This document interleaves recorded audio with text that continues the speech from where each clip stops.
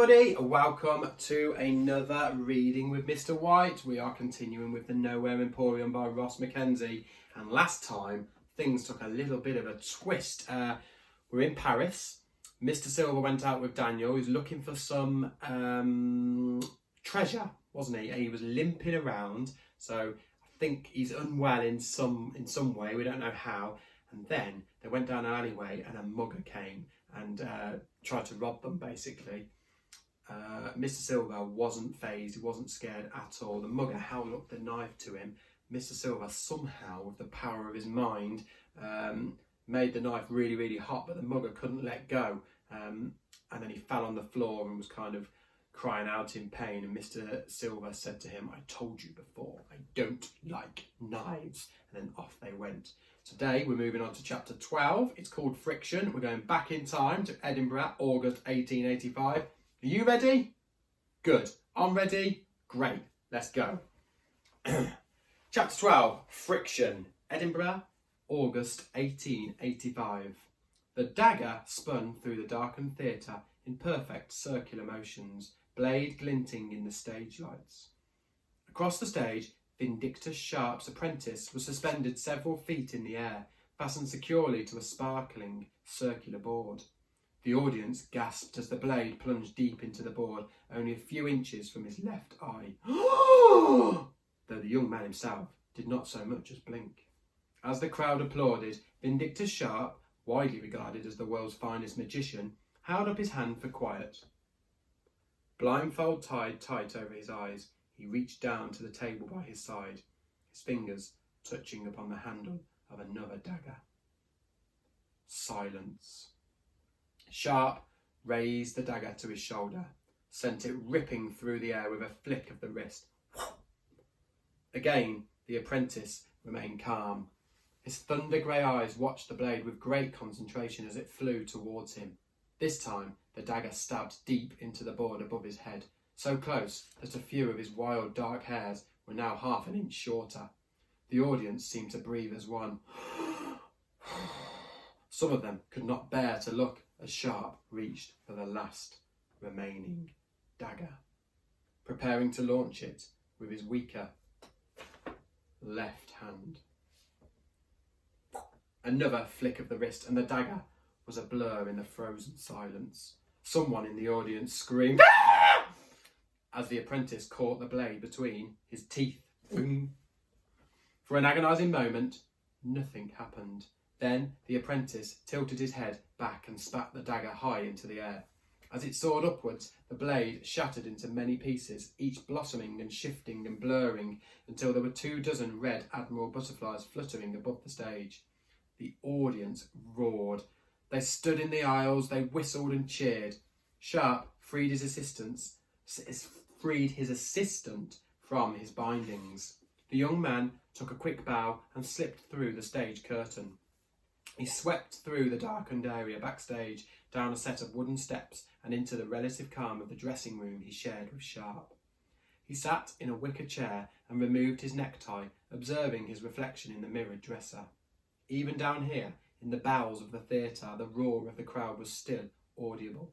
He could picture Sharp strutting around the stage like a gigantic peacock, soaking up the applause he craved so much. A knock on the door. "Who is it?" "It's Birdie." A smile flashed across the young man's face. He darted up from the chair, grabbing a bunch of drooping white roses from a glass vase on the dresser. He waved a hand over the flowers. Clouds of colour instantly flooded the petals, billowing like ink through water. In a moment, he was holding what might have been a freshly picked bunch of roses, save for the fact they were in shades that did not exist, deep blues and silver greys. "Come in." When Birdie entered, wearing a flowing gown of black and gold, he rushed to her, planting a kiss on her hand, pushing the flowers into her arms. "You've learned some manners," she said, her wrinkled mouth curling upwards at the corners. "You must be after something." He offered her a drink, which she gladly accepted, and they sat on a comfortable couch. "It seems we're a hit." She indicated the general direction of the stage. "Edinburgh lapped it up, every moment of it." The young man made no reply. He scratched the tip of his nose. Birdie frowned. What's on your mind, boy? I'm not sure what I should say. I must remember my place. You're having doubts about our project, Birdie said. For a long moment he did not answer. Then he took a deep breath. Not doubts exactly, more like I'm struggling to understand the point of what we're doing. Every night I stand on that stage and I watch the faces in the crowd, knowing that they believe our show to be nothing but trickery and misdirection. They think we're fakes. Birdie contemplated this. And what would you like to do instead? She said, her voice calm and warm. Tell them magic is real? Well, of course not. I just want, I don't know, something bigger. I want to change the way they see the world. Birdie frowned at him, but she could not hide the twinkle in her eyes. And what exactly might this something bigger be? The apprentice hesitated and then reached into the silk-lined pocket, bringing out a black leather book, similar in size to a diary. I've got ideas, he said, waving the book in the air. Would you look at them for me, Birdie? I don't expect any promises, but perhaps if you like some of my concepts, you can talk to him. He'll listen to you. He stopped. Vindictus Sharp stood in the doorway like a great bear, his blue eyes blazing. He waved his hand and the book broke free of the young man's grip, zipping across the room into his waiting palm. The apprentice cringed as his mentor thumbed through several of the pages. You've spent a great deal of time on these, haven't you? The apprentice felt a little hope rise in his chest. He nodded. Yes, sir. And you believe you have the skill to pull these off successfully? Another nod. Sharp began to laugh. But it was not the laughter of good humour or affection. It was a laugh designed to hurt. Then you are deluded, he said, and he tossed the book to the floor. Vindictus, is that necessary? Said Birdie. I will not tolerate the arrogance of a teenager with ideas above his station, spat Sharp. He strode to the dressing table and poured himself a large drink, downing it in one. Then he opened his arms, motioning around the room. You think that you are better than this? No, sir, said the apprentice. Of course not. I don't wish to seem ungrateful. Then keep your mouth shut. Focus your energy on the skills I'm trying to teach you. Skills that are making you a wealthy young man, if I'm not mistaken. But Sharp threw his glass with such force that his apprentice barely had time to react.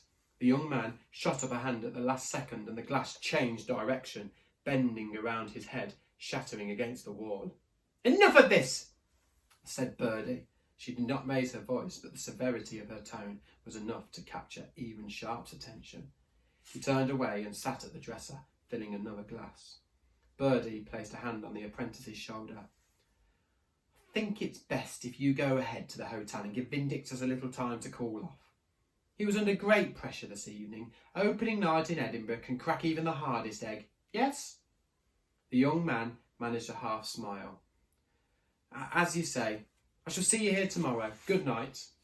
He kissed Birdie on the cheek and exited without another glance at Sharp. He was so flustered that he did not remember to pick up his book from the floor. When she was sure the boy had gone, Birdie retrieved the book and sat on the comfortable couch, flipping through the pages.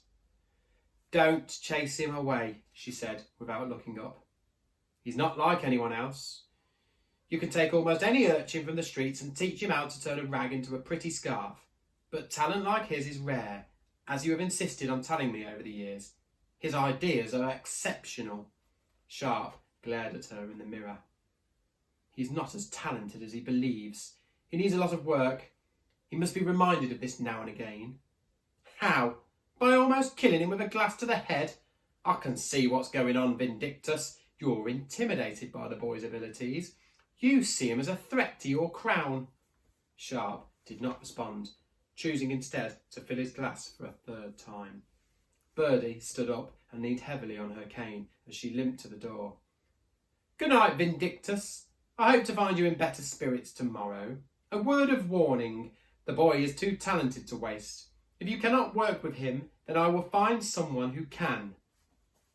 She left without saying another word and was escorted through the plush, red, carpeted corridors of the theatre into a waiting carriage.